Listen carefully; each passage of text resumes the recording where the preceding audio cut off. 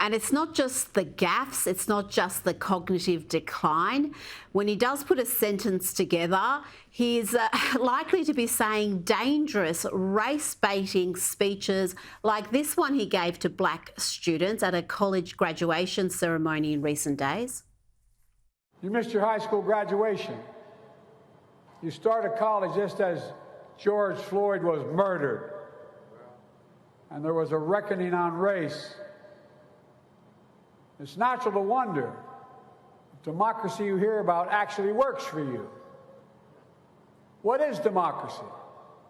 If black men are being killed in the street, what is democracy? Betrayal of broken promises still leave black communities behind. What is democracy?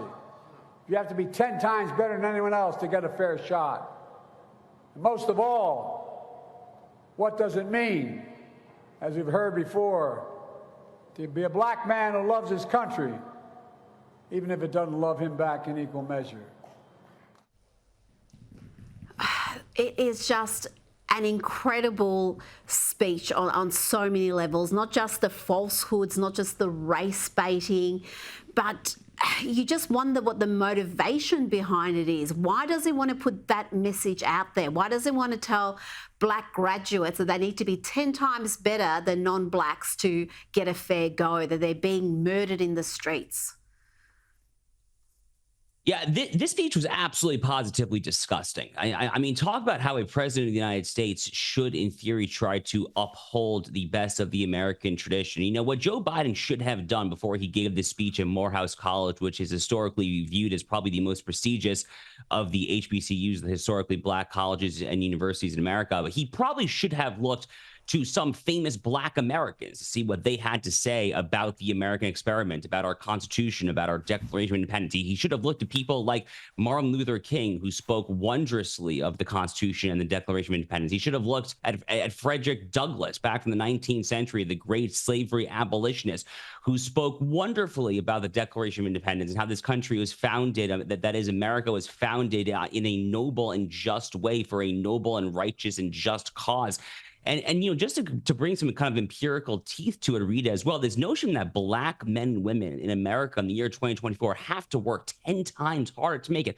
Are you kidding me? Since the Civil Rights Act of 1964, there has not been de jure under law state racism in America. In fact, the last vestige of actual racism was affirmative action, which the Supreme Court thankfully and mercifully held as unconstitutional last summer. That was against whites, Asians, Christians, and various other groups, not against blacks. So this was a disgusting race-baiting speech, but it speaks volumes about the situation that Democrats find themselves in when it comes to trying to lock up the black vote. They are petrified of young black men in particular, basically the people that were right there in the Morehouse College audience.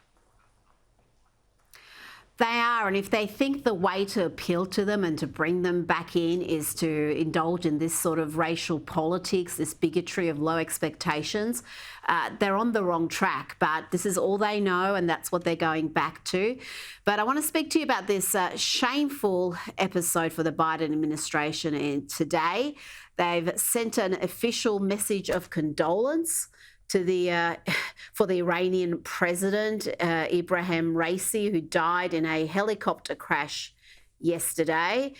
Really, the White House offering its condolences to the Butcher of Tehran, a man who tortured pregnant women, who was responsible for thousands being slaughtered.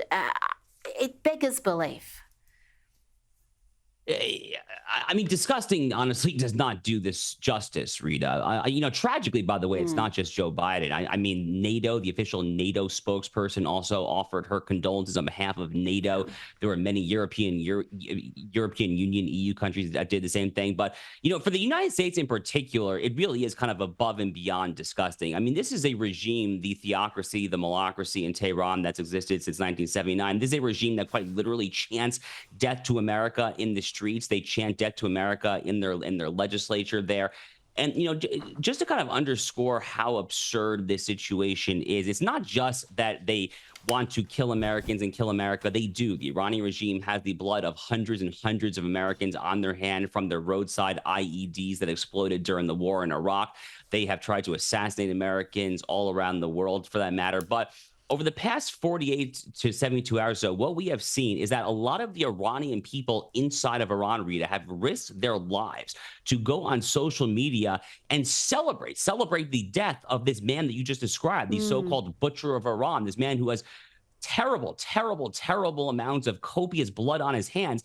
And at the same time that the Iranian people who are struggling for basic human dignity and free expression inside their own country, at the same time that they are risking jail time, prosecution, or God forbid, even worse, just to go to social media and to express their joy that the Butcher of Tehran is no longer with us. At the same time as that, the president of the United States and the leader of the free world is offering his condolences. How about we just say, we hope for the best for the Iranian people. May your next president offer you something remotely approximating human dignity. Not that the president has that power, it's up to the Ayatollah, but some message along those lines would have been nice. But offering condolences for a terrorist jihadist state, oh my God, never thought I would see it, honestly.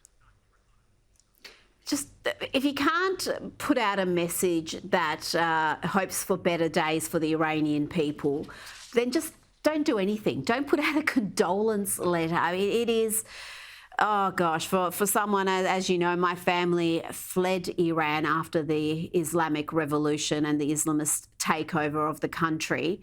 So to have the US president, the Biden administration, put out a message like that, it's just, like I said, it beggars belief.